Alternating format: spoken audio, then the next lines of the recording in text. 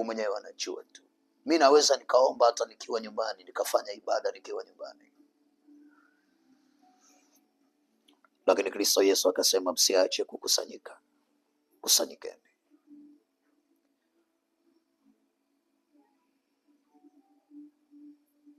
Wewe unasema unaomba nyumbani inatosha, huna haja ya kwenda kanisani. Wengine wanafanya ibada za mtandaoni.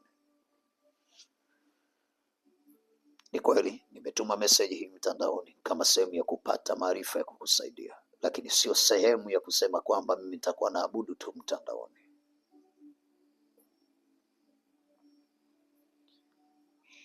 Hawezi ukawa bize kiasi cha kumwekea ubize Mungu.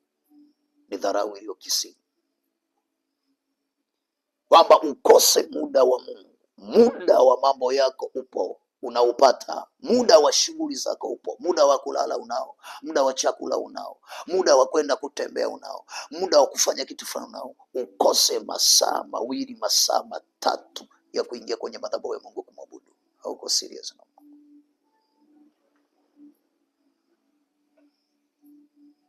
Yapasa msafiri awe kwenye kituo, na kituo ni kanisa, na kanisa liwe kanisa la kweli. Na utalijuaje kanisa la kweli? Ni kanisa linalohubiri habari ya utakatifu na kuwahimiza watu kukaa kwenye maisha aliyoyaagiza Mungu sawa sawa na kitabu cha Biblia. Sio kanisa linalohubiri kufanikiwa tu. Sio kanisa litakalohubiri kuponywa tu. Sio kanisa litakalohubiri kuinuliwa tu. Bali msingi wa kwanza wa kanisa la kweli ni kuwahimiza watu kuacha maisha yasiyo sawa na maagizo ya Mungu na kuwafanya watu waishi maisha ambayo Kristo Yesu ameyakusudia watu waishi.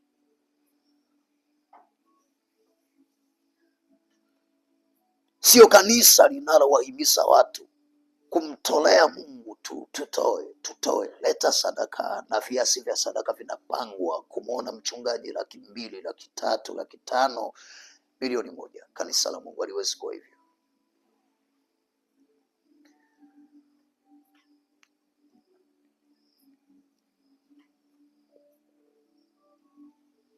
Mafuta ya upako yangekuwa yanaokoa roho ya mwanadamu, Kristo Yesu, hakuna maana yeye kwenda kufa msalabani. Kama maji ya upako yanaweza kuokoa roho ya mwanadamu, yanaweza kuondoa dhambi ya mwanadamu, asingemwaga damu yake msalabani.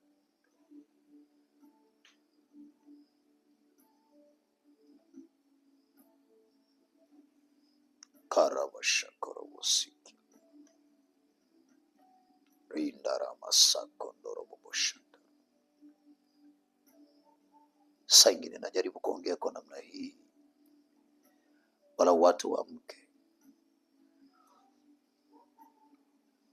Maana kanisa limezaniwa ya kwamba ni mahali ambako utachukua kitu, utatumia kitu, utapata wokovu. Wokovu wa Kristo Yesu ni wa gharama mno. Ni zaidi ya maji, ni zaidi ya keki, ni zaidi ya chumvi, zaidi ya takataka yoyote iitwayo inaponya, inasaidia, inaokoa. Mungu anatosha peke yake, hahitaji kitu cha kumsaidia.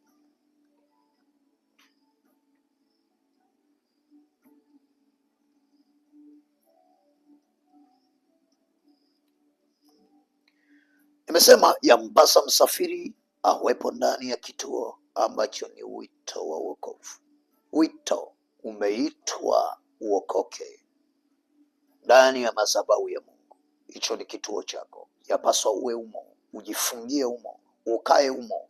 Yesu Kristo anawaambia mitume, msitoke humo mpaka mtakapopokea ile nguvu, mpaka mtakapovikwa ile nguvu, mpaka mtakapopokea Roho Mtakatifu. Msitoke humo.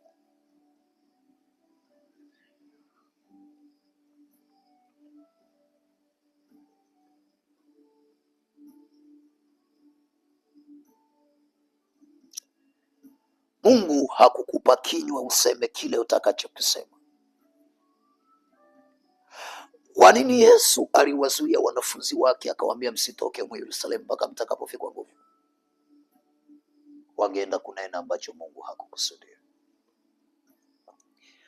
Walipovikwa nguvu, akawaruhusu, ni saa ya kutoka sasa, mwende mkanene, kwa kuwa huyu Roho wa Mungu mliyempokea atawaongoza nini cha kunena na nini ambacho sio cha kunena. Kama ambavyo mimi kabla ya kusogea hapa kuongea maneno haya nimekaa kwanza, akanipa ya kusema ili nisije nikasema yasiyostahili kusema. Ukitaka kujua wanachokiongea, jaribu kuangalia mitandao hii ya kijamii, TikTok, YouTube na mitandao mingine yote. Ni mangapi wanadamu wananena? Ni mangapi munanena?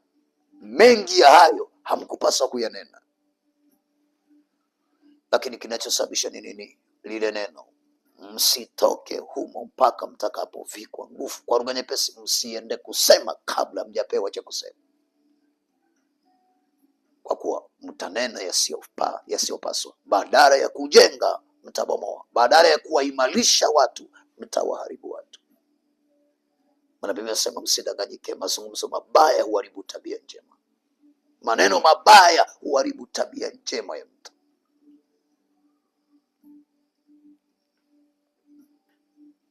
Yampasayo msafiri, kifungu cha pili kinasema yampasayo msafiri. Yampasa msafiri awe ndani ya usafiri ambao ni kusudi la wito.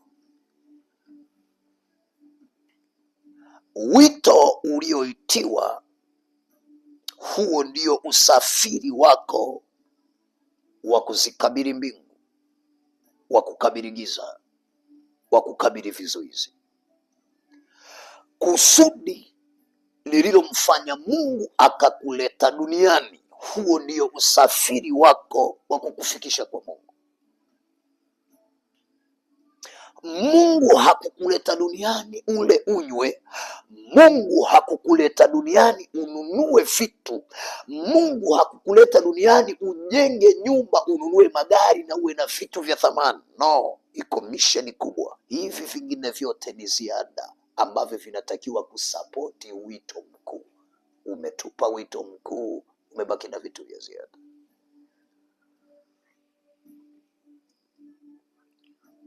Kama ambavyo huwezi kutoka Arusha kwenda Tanga bila gari, vivyo hivyo huwezi kutoka hapo ulipo kuelekea kwenye ufalme wa Baba yetu wa mbinguni bila kusudi kulitimiza, bila kufanya sawasawa na kusudi. Kwa kusudi lako ndio usafiri. Umeitwa duniani kufanya nini? Umekuja duniani kufanya nini? Yapaswa uelewe kusudi la kuja duniani,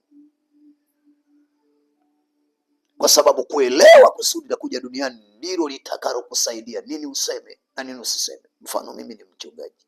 Kulijua tu kusudi kwamba mimi ni mchungaji linanizuia vitu vya kutokusema, linanisaidia niseme nini, kwamba mchungaji anatakiwa kuongea nini na mchungaji hatakiwi kuongea nini. Kwa unajikuta na acha nisivyotakiwa kuongea, kwa sababu wito niliopewa hauniruhusu kuongea kila nitakachotaka kuongea. Kuna vitu na acha kuvifanya, sio kwa sababu nimependa, ni kwa sababu ninalazimishwa na wito nilioitiwa.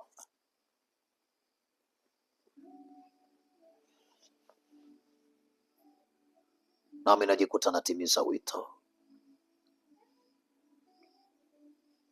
Kusudi ndio usafiri wako.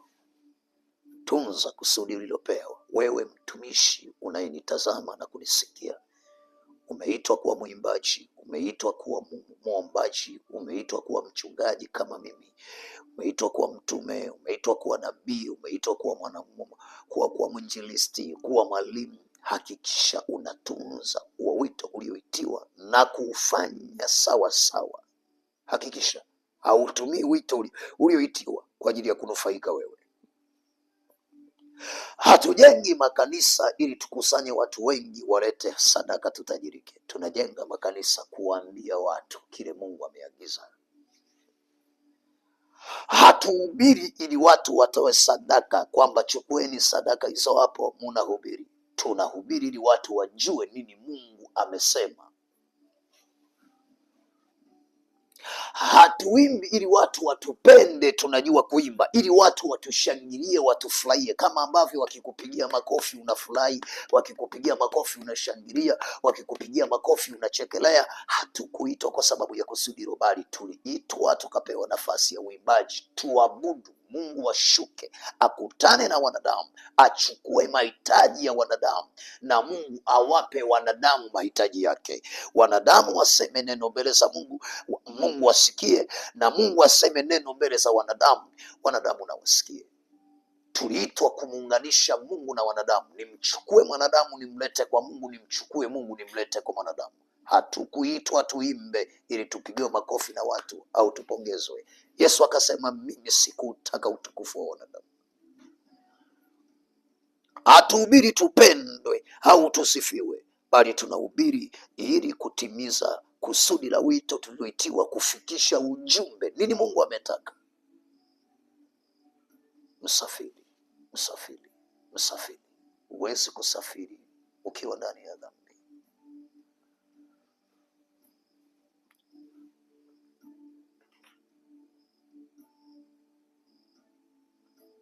Jambo la tatu, yampasa msafiri awe na tiketi mkononi kabla ya usafiri na baada ya kuanza safari ajikague. Yampasa msafiri awe na tiketi mkononi kabla ya usafiri, kabla ya kuanza safari na baada ya kuanza safari ujikague. Kabla hujaanza kusema mimi ni mtumishi wa Mungu, uanze kuangalia sifa zote za mtumishi wa Mungu. Mtumishi wa Mungu haombi sadaka watu, na sisemi watu wasitoe sadaka. Weka tangazo, na wakizitoa ujue ni kwa ajili ya kazi ya Mungu. Ukisema watu sapoti kwa ajili ya vyombo, hakikisha unafanya hivyo. Kwa mwana sapoti kwa ajili ya nataka kujenga kanisa, hakikisha unajenga kanisa la Mungu. Msafiri hatangazi sadaka tu watu watoe. Msafiri huangalia thamani ya watu, huangalia uhai wa mtu kwanza. Yesu anasema ya kwamba mimi nataka fadhili na si sadaka, na kumcha Mungu kuliko sadaka. Hasemi hataki sadaka, anamaanisha anza kwanza kushika sheria yangu, kisha baada ya hapo nitolee mimi ukiwa unanijua. Katika Amos, kama si Amos, ni Amos 6:6 kama siko sahihi, anasema nataka fadhili wala si sadaka, na kumjua Mungu na kumcha Mungu kuliko sadaka. Kumcha kuliko, hasemi sadaka usitoira, umjue yeye kuliko sadaka. Kwa nini ni hivyo? Huwezi mtolea Mungu sadaka usiyemjua. Huwezi kumtolea sadaka usiyemjua. Usiimbe ukasema unamwimbia Mungu na kati mjui Mungu namna alivyo. Mjue namna alivyo ili umwimbie kama alivyo. Mjue namna alivyo ili utoe sadaka kama alivyo. Mjue kama alivyo ili uvae kama alivyo. Kuto kumjua Mungu kumesababisha umefanya na vitu ambavyo viko sawa. Ni mwimbaji anaimba, yuko kwenye madhabahu ya Mungu, ni mwanamke amevaa suruali.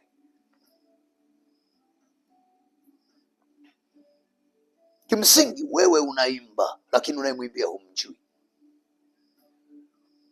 Pasa mimi